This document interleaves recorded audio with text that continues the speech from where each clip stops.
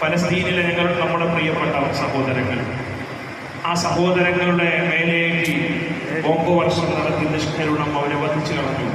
അതിങ്ങനെ ഓർക്കണം, നമ്മൾ പറയണം. ഒരു കോണിലെപ്പോഴും അവർ നമ്മുടെ ഹൃദയത്തിന്റെ കോണിലെപ്പോഴും ആ സഹോദരങ്ങൾ ഉണ്ടാകണം. നമ്മളിങ്ങനെ സോഷ്യൽ മീഡിയ പ്ലാറ്റ്ഫോമുകളിലൂടെ നമ്മളിങ്ങനെ ചെറിയൊരു സഞ്ചാരം നടത്തി, ചെറിയൊരു എത്തിനോട്ടം നടത്തി ഇങ്ങനെ പോകുമ്പോൾ നമ്മുടെ കുഞ്ഞിലേക്ക് നമ്മുടെ കണ്ണിലേക്ക് കുറെ കുഞ്ഞു മുഖങ്ങൾ ഇങ്ങനെ കടന്നു വരുന്നുണ്ട്. ആ മക്കൾ ചെയ്ത തെറ്റെന്താണ്? പിറന്ന നാടിന്റെ വിമോചനത്തിന് വേണ്ടി അവർ പോരാടുന്നു. ഈ റമദാൻ കാലത്ത് പോലും അവർക്ക് സ്വസ്ഥതയില്ല. പെരുന്നാൾ ദിവസത്തിൽ പോലും അവരുടെ മേലേക്ക് ബോംബ് വർഷിച്ചു. അവരുടെ പെരുന്നാൾ എന്താണ്?